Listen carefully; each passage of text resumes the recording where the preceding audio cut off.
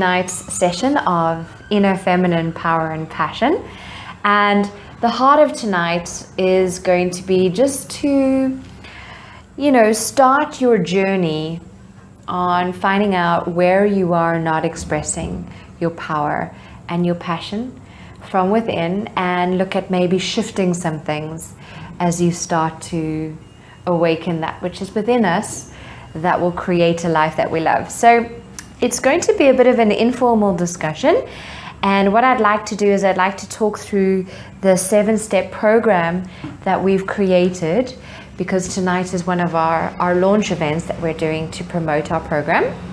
So what I'd like to do is talk through the 7 steps, and hopefully as you learn from me, I learn from you. So it's going to be beautiful like that. So before we started, I thought that what we could do is just ask the question, what is inner feminine power and passion to you? What is it? What's your definition of inner feminine power and passion? For me, it's very much about being the woman. So often I found in business and when I've been working in the corporate world, as I've gone up the ranks, there's always been this sort of, oh, men have done it, or, I've got to get all, not suited and booted, it's not the right word, because I enjoy dressing up and wearing my heels, but it's more around being more cutthroat and hard and leaving the heart of the matter out. And I often found that as the higher up I went, the more things I had to deliver, the more operational I got. And I've got a lot of heart and a lot of emotion in me. And that was actually probably what got me to where I was in the business world, was the relationship building, the champion the people, let's move things forward. So it's been a little bit like Switzerland, how can we bring everybody together? So I think for me, a lot about releasing your feminine power is actually enhancing our characteristics, how we were designed as women. We are relational, we are emotional beings. I'm not saying that you need to start to cry or throw a tantrum in terms of emotions, but actually rely on the relational side and actually bring the essence of me into that space where I'm working, and not feeling like you need to form a mold or an impression of somebody else, how mimicking what they did to get there, where actually if they're a man. So I think there's this thing in society where it's very much men and women, but actually if we both play to our strengths, actually together, we actually are a much stronger force to deal with. So for me, it's about trusting, releasing, and bringing out, I suppose, some of that soft side as well, but still being decisive, still being focused, still moving in for that kill, but doing it in a slightly different way. It's not about just rolling over and playing dead or being walked over, but your approach is slightly different. So I think when we get to the point that we really understand what we were designed to do, because women are conquerors as well, and if you look at lions and lionesses are the ones that are out there, they're doing the kill, they're doing the nurturing, they're doing both sides. So for me, that's what inner feminine power is. And I think if you're doing the thing that you enjoy, that's where the passion comes. So it's not something you have to try, and so it's one thing that comes from the inner love, and then the other is almost like the inner being. So yeah, that's what inner passion and power means to me. Great. So just very quickly, Tracy, just so that people listening can get to know you a little bit better. So obviously your name is Tracy. I've just introduced you, Tracy Kelly. She's one of my expert collaborators on the online program that we've created. So do you just want to tell everyone listening a little bit about yourself, who you are, and what it is that you do, and maybe a little bit about that which you can support and help people with? Thanks. So yes, I'm Tracy Kelly. I should have said that in the beginning. It's sometimes I feel like I'm a little bit of a magic maker. I have got a very unique skill set, business, psychology, and nutrition, which I bring together. And the work that I do at the moment is I really do a lot of leadership coaching and helping predominantly business people stay in peak performance. So it can be any person, but we spend so much time of our lives in business or in our workplace. So actually it's about thriving in that space that you're in. And I suppose the people that I'm really doing the most work with at the moment are those that are moving up the ranks in a business environment who have actually just started their own business. So how do they get their mind right? How do they lead that team? How do they grow their business and take it to another level? And that's a combination of the mind nutrition and also the physical nutrition. So actually, what do I need to do to stay mentally alert, to keep me ahead of the pack? So that's a lot of the areas that I'm working in at the moment. Wonderful. Thank you so much, Tracy. So I'm going to hand the mic over now to Giselle Malawer. And Giselle, just a little bit about who you are and what it is that you do and what you can offer people. And the question is, also what is inner feminine power and passion to you? Thank you. So that's a very good question, because it's not really a subject or a question I've ever been asked before. I guess thinking about it, I grew up, my mother was quite a controlling character and my father was very gentle and soft character. So that's very interesting. But for me, the way I've always been told, I love expressing myself through movement and dance, and I've always exercised for many, many years. And I think my femininity comes out when I express it. When I've always been told, people say, the way I move and the way I dance. And I once had someone ask me if they could pay me to teach them how to dance. And I thought, how do you do that? But, because it was something that was very natural to me. So yes, I believe we all have a feminine and a masculine side to us. I had a secretarial career for 20 years, so I was always like the slave to a boss kind of thing. It served me well in the different countries I lived in. And being self-employed, I'm a posture specialist and well-being coach, really. Working with a nutritional product, and I'm working with people, helping people to transform the way they look, feel, move and perform through body work, I specialize in the Alexander technique, and that's really all about balancing the body, fine-tuning our five senses, undoing habits and patterns that have accumulated over a lifetime, and restoring what we naturally had as children, so coordination, balance, poise. So that's something where if one has too much energy, that would it's balancing. Wonderful. So I'm a bit shy actually too. So being self-employed, I think, rather than having been employed, I think I'm able to connect. I love to collaborate with other women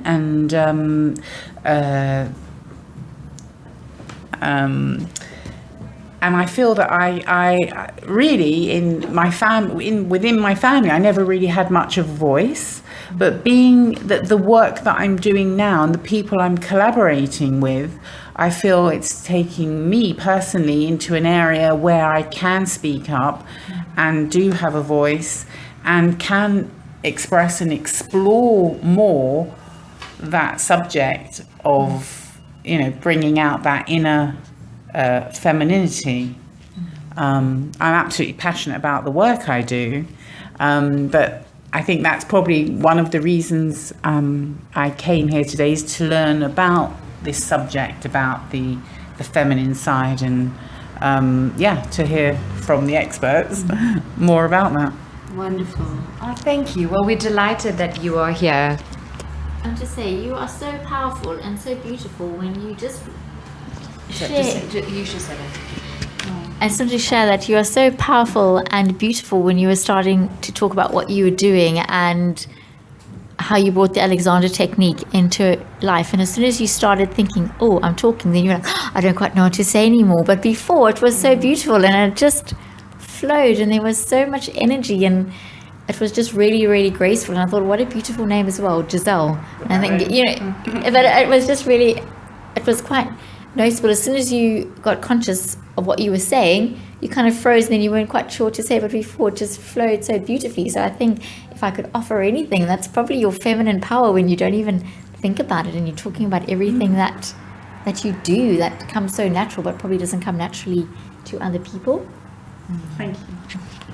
That's really beautiful, and I concur with what the lovely Tracy was saying, is because when you started speaking, and I was just touched and inspired by your authenticity.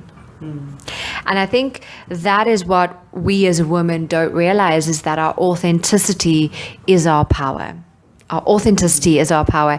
And I feel that a lot of the time where we give our power up is when we step into that space of, I should act differently, I should be differently, because we know that society has taught us to try and conform to the expectations of that which they say is worth.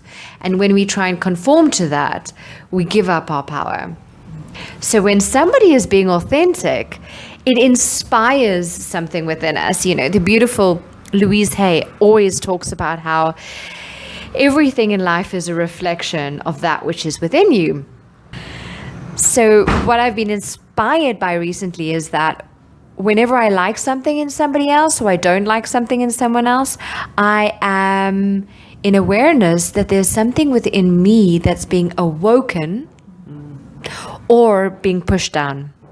So that something in me is where I'm gaining my power, or where I'm not, giving my power over. So thank you so much for your authenticity and your vulnerability. And those of you who are listening, is to be in awareness of, well, where are you being authentic and where are you not being authentic? And obviously, hello to everyone listening. My name is Connie-Lee Bennett. I am the fabulous founder of a healing technique called Meraki Therapy, and the founder of this online program, Creating Inner Feminine Power and Passion. I speak internationally around the world, and I'm an author. And the heart of what I wanted to create in this program is to support people in finding their authenticity. I wanted to start by explaining a little bit about what the feminine to me really is. So if we look at the idea of feminine, I believe that there are three different aspects to each person with regards to this presentation. So there is the ego, and that is the mind. And the ego is what I was talking about now, is, we have these boxes of what society says we should be as a woman. So we should look a certain way. We should act a certain way. We should dress a certain way. And that's different from different societies, isn't it? You go and you visit. That's why visiting countries is so amazing, is because you get to see the different cultures, and expectations of what it means to be a woman. So if you think for a moment, what has your society, your culture, your nationality told you should be as a woman? Just take a moment to think. Well, as a child, when I was growing up, I'm 57 now. So as a child growing up, my mom, the way I understood it is little girls should be seen and not heard. So that's very interesting. Wow, little girls should be seen and not heard. I was told that children shouldn't be seen and heard, but for little girls to be seen and not heard, what an incredible belief system to have been brought up with, is as a woman, you don't have a voice. You shouldn't speak. You don't have a right to speak. Wow, that's quite a powerful one. Mm-hmm. Yeah. What about you, Tracy? Any belief systems what does it mean to be a woman in terms of expectations? What do you think women should be, act, or do?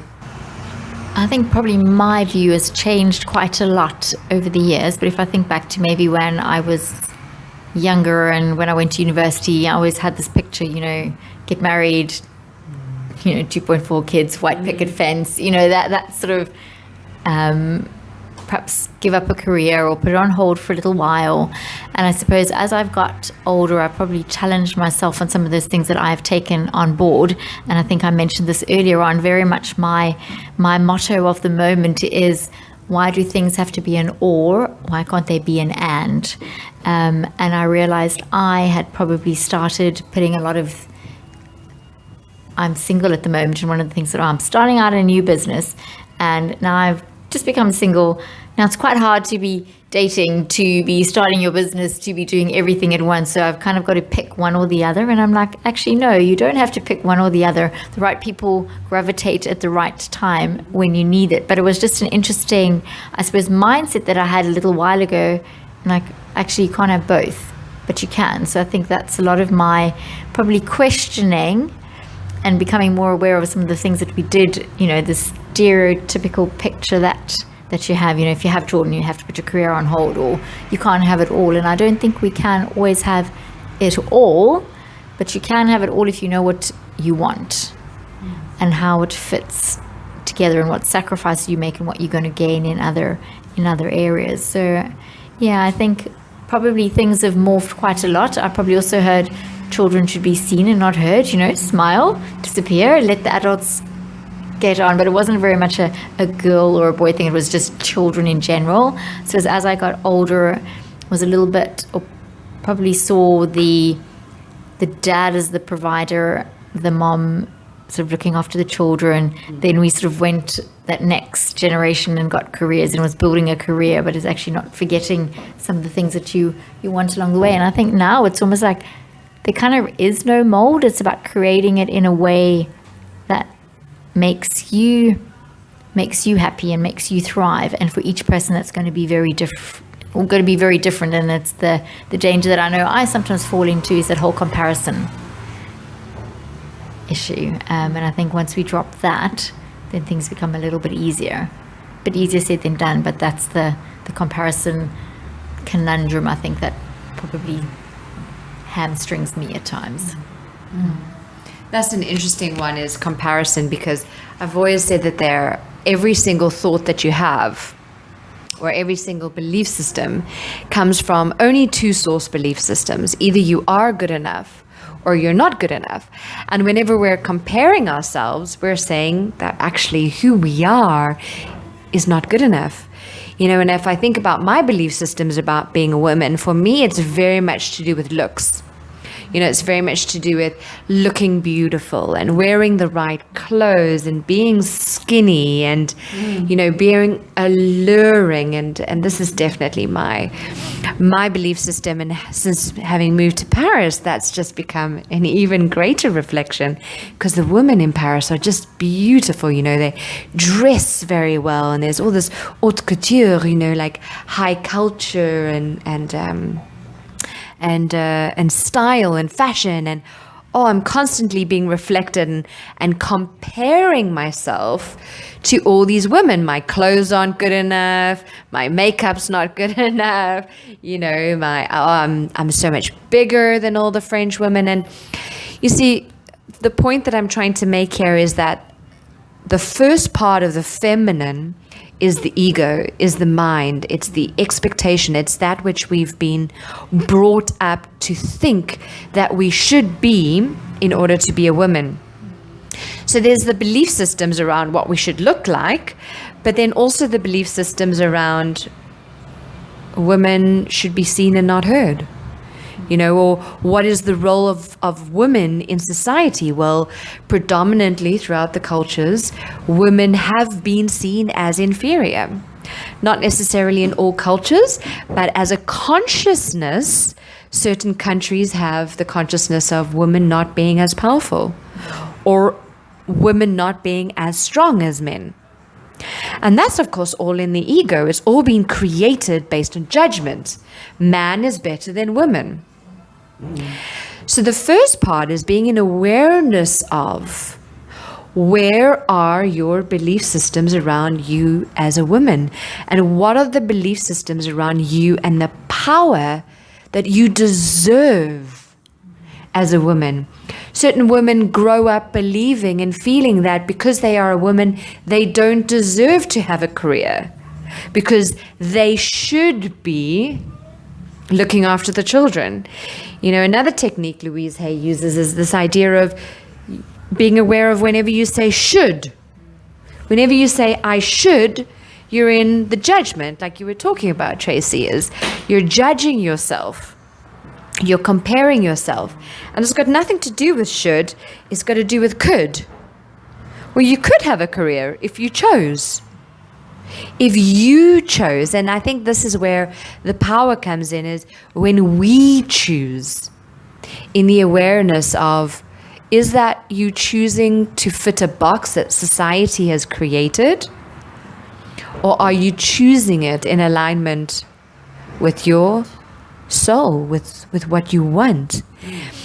And that's, the second part of us as a woman is the emotion, is the feminine energy.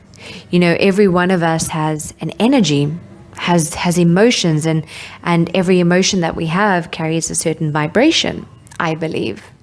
And you have your heavy vibrational emotions, which are your anger and your hatred and your resentment, and then your high vibrational emotions, which are love and passion and joy. And Tracy, you were talking about this idea of emotions, that women sometimes, you were saying that women, our strength sometimes is that we are emotional. We're more open to emotions because society has said that it's okay for women to express emotions, whereas men, it's not okay for them to express emotions. And I actually think that part of our power as a woman is that we're more open to feeling. And I feel I've created a model called the authentic emotional scale that talks about how it's important for you to know where you are on the emotional scale. If you're high on the vibrational scale, then you're in alignment with that which you want. When you're feeling passion and joy, then you're doing something that's in alignment with your truth. If you're feeling anger and resentment, then you're not. So us as women, if we are aware of our emotions, then we're actually in a great sense of power. And what's interesting is that the feminine energy is the energy of love. I'm not talking about being a woman, but the energy, the feminine energy, is that of openness and love. If you think about a mother or a woman, if they're in alignment with their truth, they are love. They're just wanting to just be love and open and caring and nurturance. That's the feminine energy, whereas the masculine energy is that of will and power and direction. That's the masculine energy. So it's actually really powerful for us to be in awareness of our emotions. Any thoughts, ladies? Well, I have a question. Yeah, sure. Being single, I worked with many children, but I never had my own children. So in terms of femininity, my question to you would be, what would be the difference for a woman that has had children, perhaps, and a woman that hasn't had children in terms of the femininity, of the feminine side, the inner femininity? Great question. I'm certainly passionate about life, and I feel that I've always done, when I think back, I feel that I've always been true to myself and done what I feel is right for me to do and what I'm passionate about. But just, in terms of having had children, having been a mother or not, in terms of the fact, that's just a question I would... Okay, that's a really, really great question. And I guess to answer that, Giselle, we would say, or I might feel that it's about uncovering the difference between a mask and a role. So when you are wearing a mask, you are trying to be something that you are expected to be. So maybe you feel that it is your expectation to be a mother versus a role, which is something that you could choose potentially to be. So if we look at the difference, imagine that you are a mother who is not in touch with her inner feminine power and passion. You are. You love life and you express your feminine power and passion. Now, a mother Yes, with our kids, you know. Now imagine a mother who is not very happy and she's not expressing her inner feminine power and passion. And I also feel that life is about balancing. Although we're talking about the feminine power today, we're actually talking about this idea at the heart of it is to balance the masculine and the feminine. And it's about balancing the feminine energy and the masculine energy within you. But it's also about balancing the mother, the father, the daughter, the brother, the sister, all of that within you. So some mothers potentially aren't even mothering themselves. So we all, I feel, have an inner child in us that sometimes needs to be cuddled, you know, because a lot of our belief systems were created from a scared child who wanted to protect themselves. So we are actually all mothers if we choose to be mothers to ourselves. That's the first thing that I wanted to say is even though we might not have children, we're all single sassy ladies here at this interview. None of us have children, but I would hope that we're trying to be mothers to ourselves whenever we are upset. That might be more in alignment with our truth than being a mother who is wearing a mask, who is trying to just act like a mother, but not really in alignment with that feminine energy of love to herself or to children. So which is better? Which is better? Conforming to the role that society or the mask that society tells you you have to be and being unhappy in it and being unfulfilled in it, or not having children and being a mother to yourself, loving your own life. And I think a lot of the time, there's two different types of unhappiness. There is an unhappiness that comes from, oh no, I don't want to be rejected by society. So a lot of us who are women, especially at my age, where we're like, oh, I have to have children and I'm going to be really unhappy if I don't have children. Well, why?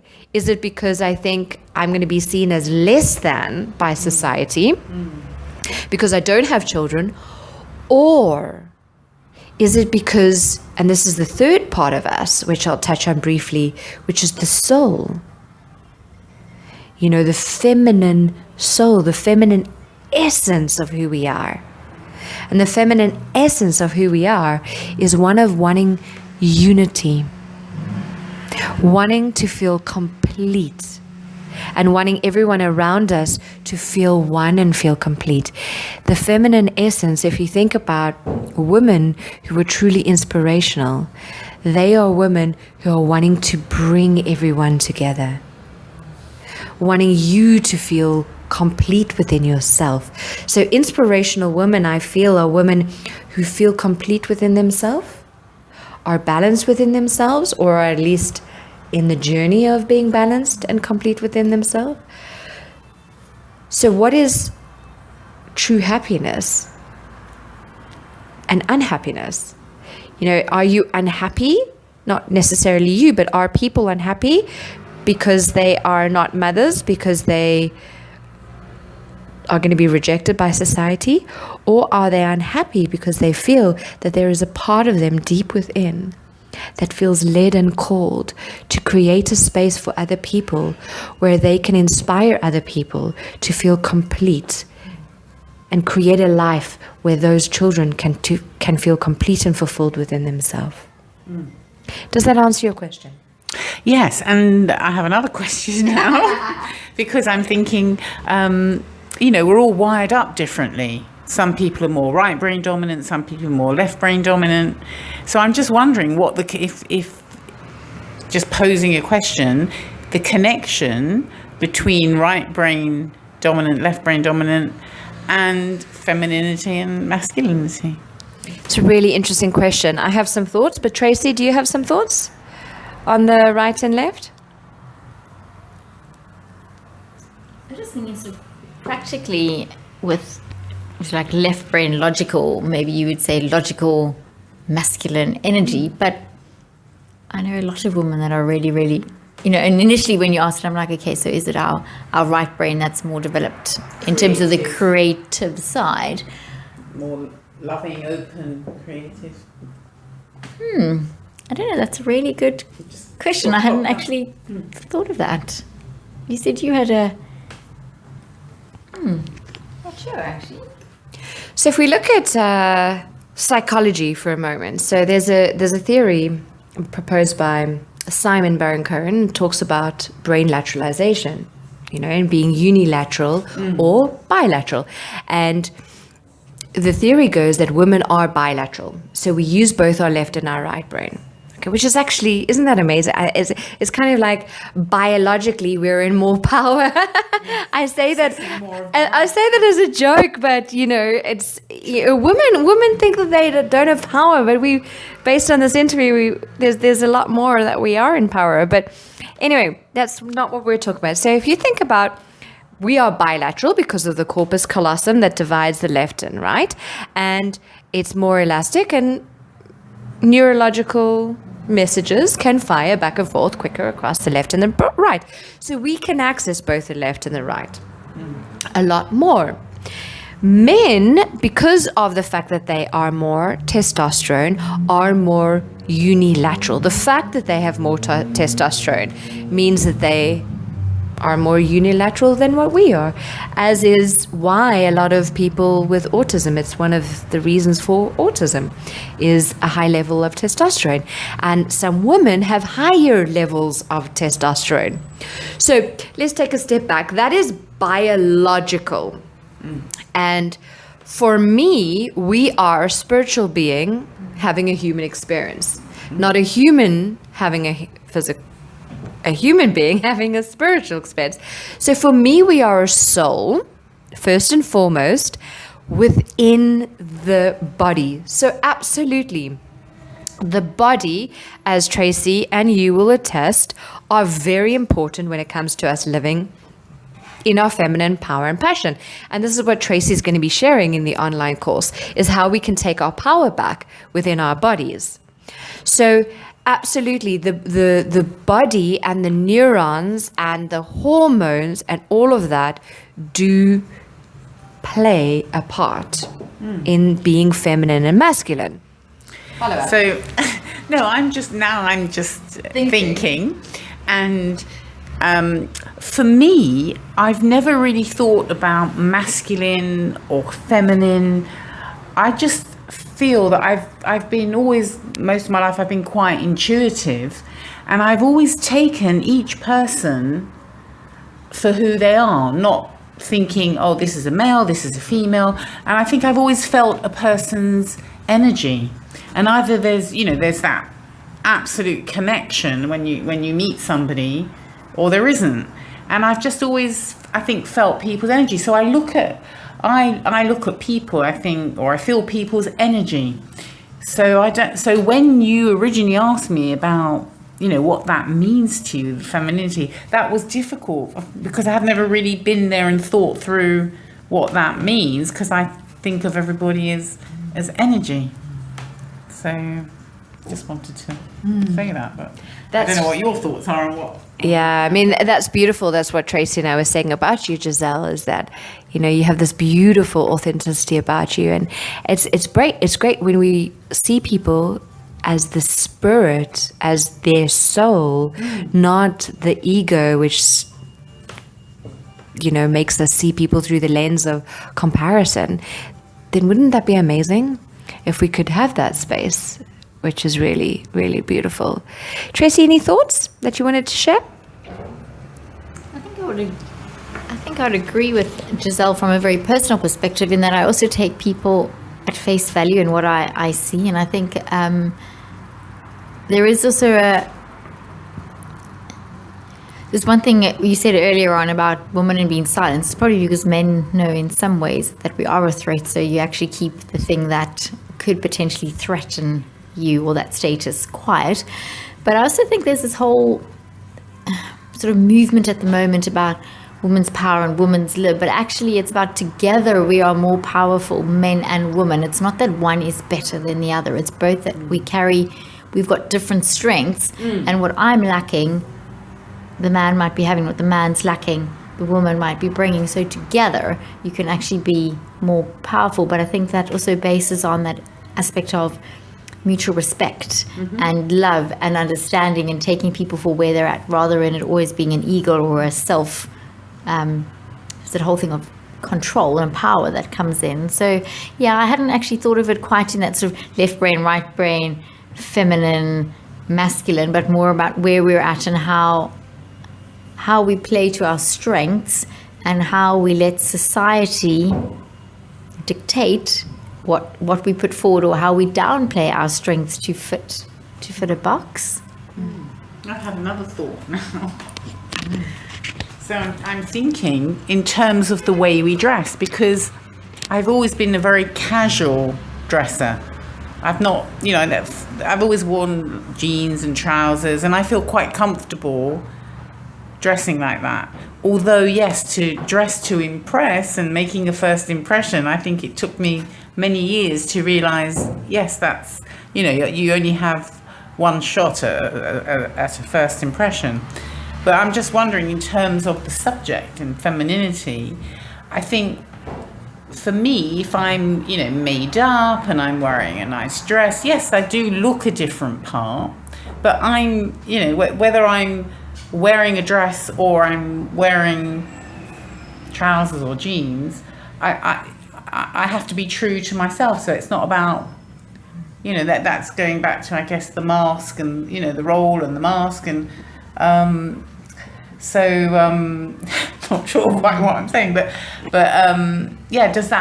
do you have to wear feminine clothes to have a feminine energy? Does that, what's the link there? Well, I think you answered the question is anything that's outside of you is an expression of your choice. Energy for me is just very simply unity and love. The feminine energy for me, the feminine essence of who we are, and I'm not talking feminine mind now, I'm talking feminine essence, is unity and love. And the masculine essence is direction and justice. So it's not about being a particular role, it's about balancing the masculine and feminine within. And Tracy, you were saying it's about the respect of the external, and it's also for me about respecting the internal masculine and feminine first, so that yes, we can begin to become aware of where are our strengths inside, where are we out of alignment or out of balance. So for me, it doesn't matter. Of course, it matters in the ego perspective, of course. I'm still human. But it doesn't matter what we wear, as long as it is an expression of your essence and energy. Because if you're wearing something, I know for a fact that when I'm wearing something to try and look good or to fit a certain box, I don't feel good. It doesn't feel natural. The colors that we wear. To follow the fashion rather than to go with what suits you. Exactly. And it's about finding and being and knowing who you are in. And that's really the journey, and that's why we've created this course, is to help women to find out who is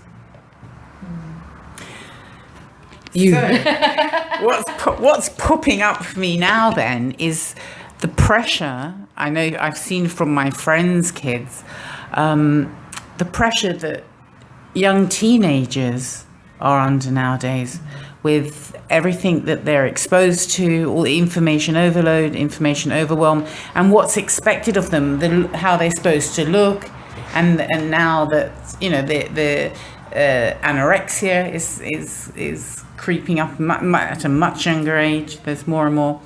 And the way, for teenagers, so surely this is something that should be addressed not to women, but to young teenagers, to help them find their way. Yeah. Or with all the pressure of how we're what we're supposed to look like, as opposed to who you are. Yeah, and definitely I would be open to supporting any woman or any people who wanting to create programs like that in our schools. I think it's a really an important thing that we should be looking at. We should.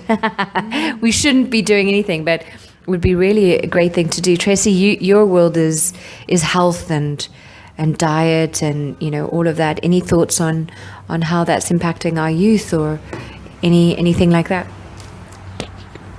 I think the women have a big role to play in society as well, because if they are in your formative years, you've got your mom and she's doing all that nurturing for you because you're baby, you can't do anything else. So there is a very important part that women play. And I think also you can say, let's do things in the school, and that's 100% we need to, because somebody might not have a mom or a dad figure around. But wouldn't it be wonderful if you had people in society, whether they're almost like adopted moms or dads, so not necessarily like they're adopting you and they're raising you, but actually you've got this wonderful mentor, powerful figures in your life.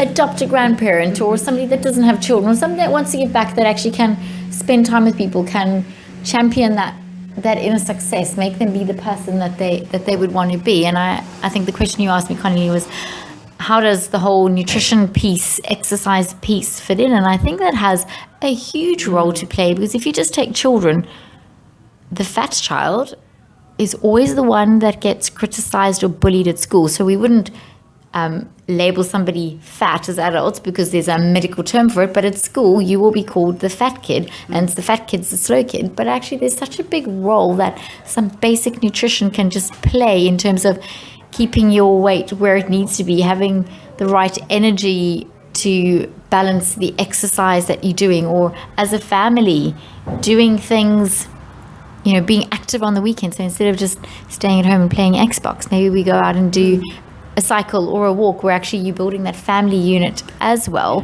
which is really, really powerful, because that's where you're going to get the quality time. That's when people are going to share. That's when you're going to be able to build each other up. But actually the food that we put into us, that's the food that's going to, I suppose, for adults and children, that's what's going to keep you mentally alert. That's what's going to keep your skin glowing, your hair shining, you know, enable, if this is the body that we have got to take us through this journey, you need it to be in as great a position as possible to get you where you need to be. And I think we're always looking for that quick fix or that easy measure. And if you just went back to basics, we wouldn't have half the problems that we have at the moment. But we've got so caught up in a society where everything is quick, fast, instant gratification, that we've kind of forgotten about some of the basics on the journey. And I think there does seem to be a bit more of an awareness at the moment of, okay, there's, like you were saying, Giselle, there's too much information overload. Things come at us from every single point of view. You've got social media, you've got things going on at school, in the workplace, and it's just non-stop. But actually, if we just stopped and we got back to basics, switch off your phone, make a meal at home, go out with a friend, your child, whatever, just have quality time. And I think that's based around a conversation. I was having a joke the other day, got this phone and we seem to upgrade our phones all the time, and it does everything else other than being used to make a telephone call to somebody. So how we evolve, but actually the power of conversation, the art of conversation seems to be getting lost as well. And I think that's could be your physical food that you're putting in, the food that you're putting into your brain. And I think collectively that all comes together. And by, I suppose, seeing the value in other people, looking for that gold in them, building them up, that comes from time. And actually to have that time, sometimes we need to push the pause button just for a little bit. It takes nothing out of your day to say, hey, I'm really glad you're in my life. I love you. Let's go for lunch. Hey, you look like you're having a bit of a shit day. Shall we? Oh, sorry, I shouldn't say that. Having a bit of a not a great day. You know, like, it's just, I think about taking our eyes sometimes off, just looking up, seeing what's going around us. And that can make such a difference to somebody else. And I suppose if we tied it into the question, where I've gone off on a big tangent around food, you know, why don't you come out for a meal? Or if you know somebody's struggling, take them something. Let's go get dinner. And actually, food is a thing that really binds people. For a lot of people, it is a whole social interaction rather than just I'm eating to surviving. And I think that's probably where we've come into some of the problems that we end up, because we see food as I suppose, as a little bit of medicine for emotional problems, for feeling sad, for feeling stressed, and sometimes we just really like it, so we just want to eat more and more and more and more of it. So I think it kind of becomes a little bit of a plaster sometimes, and it serves a different purpose for what it was intended. And I think anything in a moderate amount is great. It's when it goes overboard in one or the other way, either sort of cutting everything out or having too much, that then we have, we start to end up in problems, whether it's food or an addiction or some sort of instant gratification around a specific thing. We're putting plasters on things rather than getting to the heart and stitching up. And I think if it's women, it's often, well, what is that power? What is my worth? What is my strength? What is my purpose? And when we start building that image of ourselves on things that are solid, and not transient and not related to social media or what we saw yesterday and trying to be, that's when the picture gets stronger, and that's when we build ourselves up rather than putting plasters on things. So let's take a pause. Okay, let's create a space now where we look at how do we take our power back. And for me, step number one is always trust.